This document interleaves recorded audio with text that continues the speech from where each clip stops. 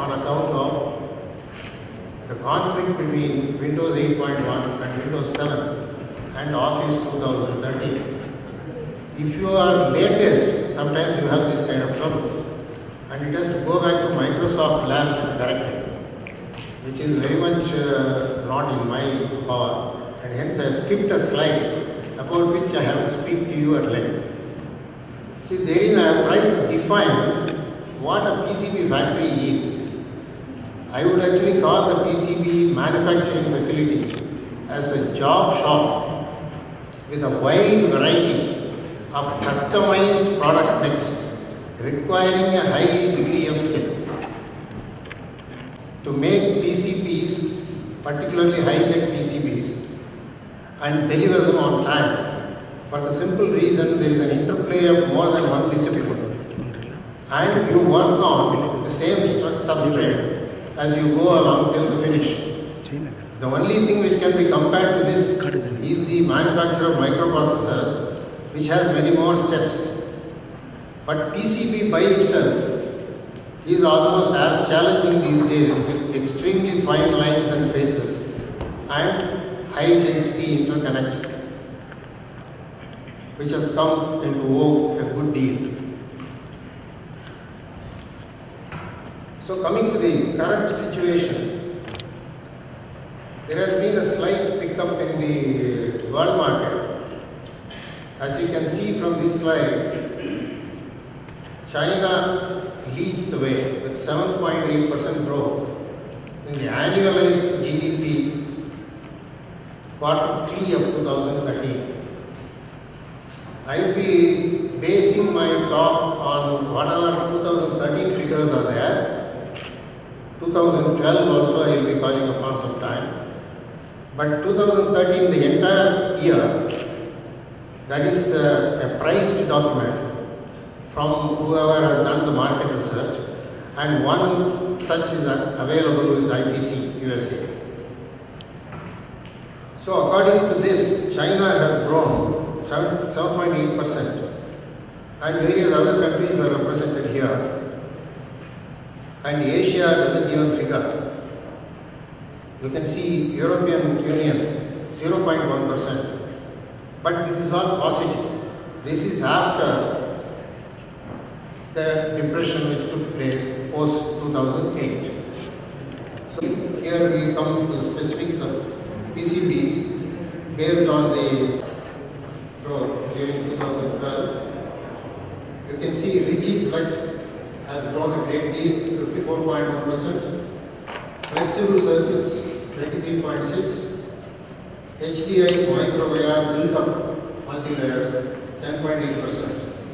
And there has been a decline in standard multi-layer IC substrate and rigid, single and double-sided boards. Now we do a little analysis country-wise. In China, on this pie diagram you can see all different types being represented, with the standard multi-layer taking 53%, and single and double-sided being 8%, and the rest of it, the sectors year by year increasing and taking away from the standard sector. The next is Taiwan, where you can see slight difference coming up. Flexible circuits and rigid flux are a growth area there, and they do a lot of IC substrates. Good afternoon, friends, dignitaries present here, and my colleagues. On the topic that has been suggested to me, that is the growth engine of electronics industry, that is R&D. This being a forum of IPCMs, and of course PCB and high density packaging, interconnects, these are the critical technologies that are generating revenues, business and technologies for our present and future. But I would just jump the gun and go beyond PCBs and the interconnects. And what is the role of R&D in these trendsetters? Because they will not only generate revenues, but they will actually build competence for our future businesses. So the overview of my presentation will be to quickly take you through the trends in the electronics industry and what are those challenges that the manufacturing agencies and the development agencies in India underscores how, in my opinion, R&D efforts and investments in R&D will go a long way to overcome these challenges. So first of all, in the electronics domain, as you have been hearing from the previous speakers, there are a lot of possibilities, not just in defense technologies, but Professor Mitter also said, the automotive industry, telecom industry, which have been large consumers of electronics, and in that high performance PCBs are an embedded system in that. The technology is changing in all these sectors, and it's also governed by not just VLSI and the embedded technologies that go to build advanced electronic systems, but the processing and packaging of those. You must have seen in your day-to-day life, most of your professional engineers, that the packaging concepts have changed so tremendously in the past 10 years that the miniaturization of components has gone beyond component level to subsystem level and to system level. So this is enabled by an enabling technology that comes from integration technologies and miniaturization technologies. Distinguished dignitaries, ladies and gentlemen, it gives me great pleasure to be with you and speak on this very important topic, which is the sort of topic of the day. And I would reiterate what Mr. I.V. Sharma told in his initial remarks, that it is indeed a great day for India that our own space scientists have achieved such a remarkable success, and all of us as engineers and technicians or scientists or managers or business people, I think we must all salute the great scientists of ISRO who have put us up not only above India but somewhere near the Mangal Graha. And so I think from now onwards it is Mangali Mangaland in our own country and in our own technological sphere. I would like to talk on this subject. Offsets, an excellent opportunity for Indian electronics industry. Of course, when I say electronics is always coupled with packaging and mechanical engineering. So it's a composite group. It cannot be just talked as, let us say, a PCB or an electronic component. So the whole thing should be seen in the proper perspective. Of course, various values have been given for what is available at the market for offsets. Various projections have been made. But what I know of the projects that are in hand, which is going on, at least about in the next 4 to 5 years, about $100 billion of equipment and others are on the anvil of being procured. And out of that $100 billion, if you take 30% of the value, it's about $30 billion. And even if you take a very, very conservative figure of 1/3 of that to come in, so $10 billion is not a bad sum to work with. And develop synergetic sectors if required in civil aerospace and internal security. These would have above 300 crores in the buy global category and buy and make with the TOT category. Though what they have said is 30% of the contract price for buy global, if it is about by obtaining technology from abroad, and in that they indigenize certain element of that. So the indigenized elements are taken out of the total value package price of the contract. In the remaining one, which they have to buy from abroad, either from the original equipment manufacturer or from the different sources of supply from abroad, that amount, out of that, 30% of offsets will have to be guaranteed.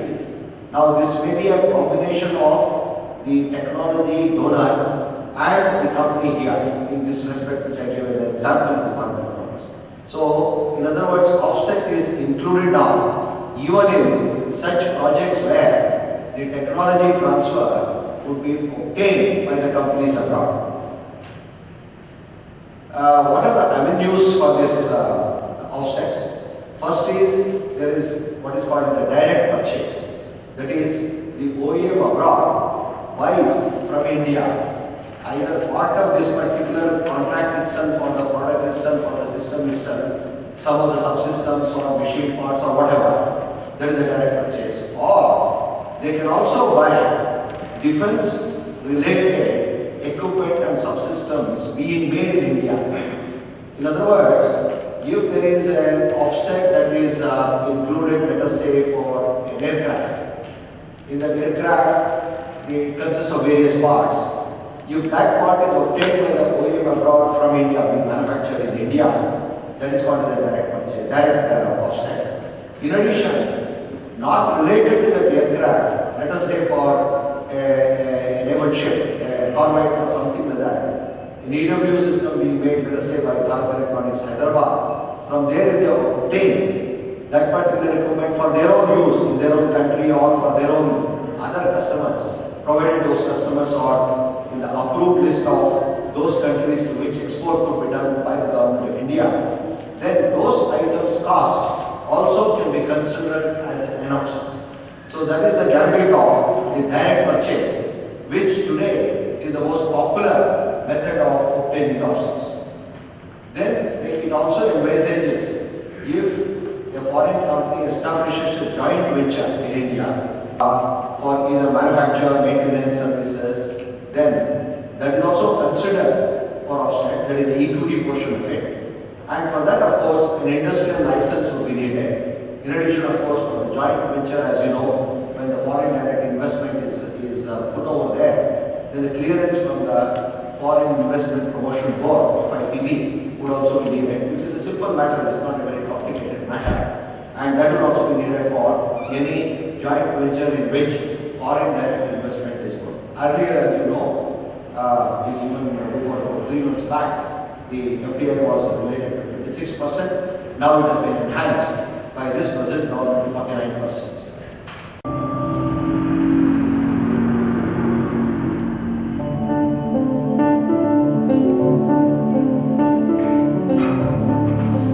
Delmia's final product assembly solution for the high-tech industry enables manufacturing planners to design, validate, and ensure the quality of manufacturing and production operations while maximizing factory output. Delmia's high-tech final product assembly solution provides a collaborative approach to validate the product design in the context of manufacturing processes and resource plans. The validation addresses order of assembly, required time for manufacturing activities, and optimized allocation of manufacturing processes across the required set of resources.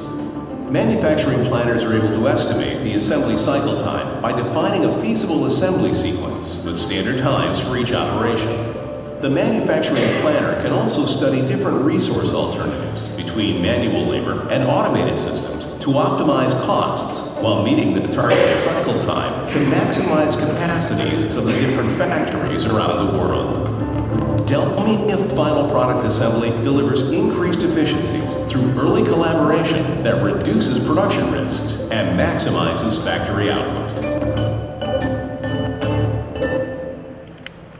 Before setting up the production, or even when a new product is introduced in the same production factory, this can be evaluated. Today, for example, Tata Motors is a very avid user of this technology. Whenever they introduce in the same factory a new different car, they check whether the car is manufacturable using the same resources.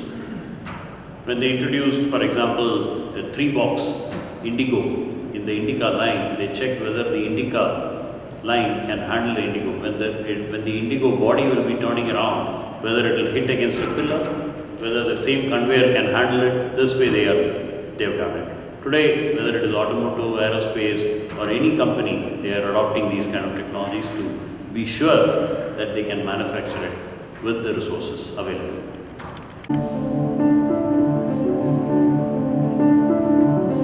Delmia's yield engineers to analyze, test, and production pressure to rapidly develop new fab production technology, manufacturing with improved process controls. Wafer fabs today must combine hundreds of manufacturing processes with parameter. Each process can be elusive. Line breaks, mouse bites, bridges, and Z-axis defect reduced yields. Wouldn't it be nice if your yield engineers were able to identify data to produce with high yield?